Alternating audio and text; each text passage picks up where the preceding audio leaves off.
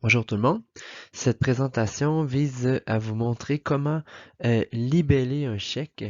Donc, c'est un objectif de production écrite du programme de niveau 2.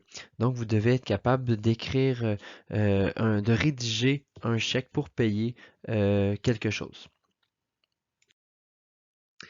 Donc, voici un exemple de chèque ici de la caisse Desjardins, mais si vous avez, peu importe la banque avec laquelle vous faites affaire, il est possible de commander des chèques. Alors, la première étape que vous devez faire, il s'agit dans le fond d'écrire en haut à gauche votre nom ainsi que votre adresse complète.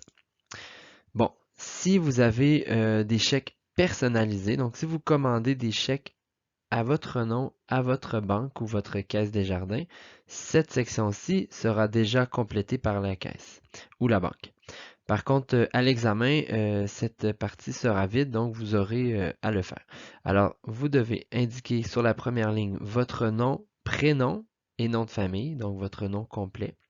Sur la deuxième ligne, le numéro de porte, la rue, boulevard, donc la voie de communication, et l'appartement s'il y a lieu. Donc ici, dans l'exemple, 2102, virgule, rue Saint-Calixte, virgule, appartement 2.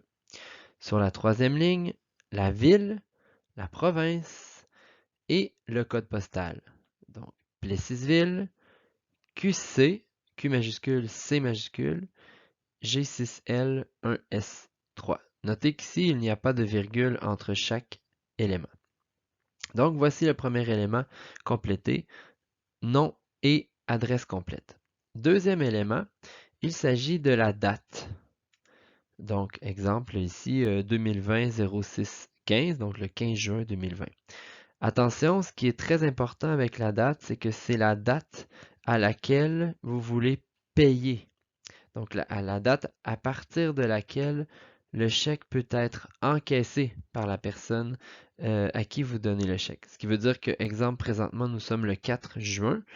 Je fais un chèque daté du 15 juin. Donc, la personne qui reçoit mon chèque ne pourra pas aller retirer l'argent avant le 15 juin.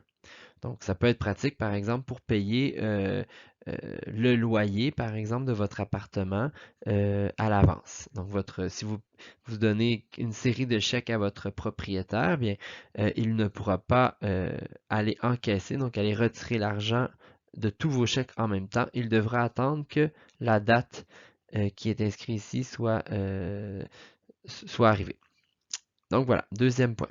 Troisième, très important, payer à l'ordre de, donc c'est à qui vous payez. Ça peut être une personne, ça peut être une institution, un magasin, et c'est très important ici de bien écrire, de ne pas faire de faute d'orthographe, car cela pourrait entraîner un refus d'acceptation de votre chèque avec des frais malheureusement que vous devez payer.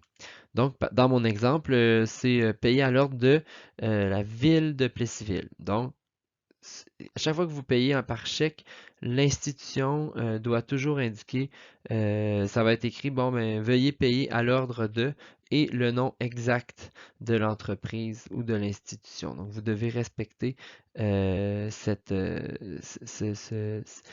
nom-là. Si c'est à une personne, exemple, si je paie à Marilyn Dubois, ma femme, par exemple, je lui donne un chèque, bien, je dois écrire son prénom et son nom de famille complet en respectant l'orthographe de son nom, évidemment.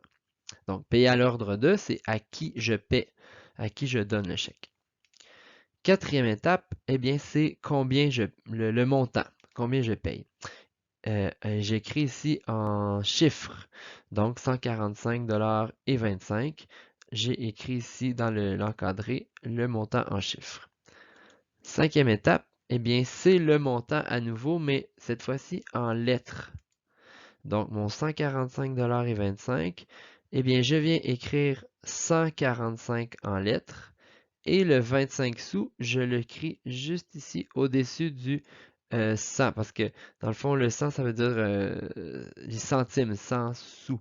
Donc, 25 cents finalement. Et ce qui est très important ici à ne pas remarquer, la ligne qui est ici devant le 145 et le trait, j'ai dit la ligne ou le trait qui vient après le 145. Donc ces deux lignes-là sont très importantes parce qu'elles évitent à quelqu'un de, par exemple, écrire ajouter, une fois que vous avez écrit votre chèque, d'ajouter par exemple 1145. Alors on ne veut pas ça. Donc la ligne devant et après permet de sécuriser votre montant. Et ici, évidemment, pour bien écrire les chiffres, eh bien, à l'examen, c'est sûr que vous devez vous pratiquer, vous devez réviser les chiffres, comment écrire les chiffres en français, parce que c'est un peu difficile à trouver dans le dictionnaire. Sixième étape, pour. Alors ici, c'est pour quelle raison vous payez ce montant. Alors ici, par exemple, c'est inscription au camp de jour, donc inscription pour un enfant au camp d'été. Alors, c'est pratiquement à titre personnel pour qu'on sache pourquoi on paie. Ce n'est pas obligatoire. C'est le seul élément du chèque qui n'est pas obligatoire. Si on n'écrit rien ici dans cette section pour, ce n'est pas dramatique. Par contre, tout le reste dont j'ai parlé, c'est obligatoire. Maintenant, septième étape et dernière étape, eh bien, c'est la signature. Et ici, c'est très important, c'est la signature, votre signature officielle. On ne peut pas écrire comme au numéro 1, Louis-Frédéric Drolet-Saint-Gelais, en lettres script. Non, on doit vraiment signer.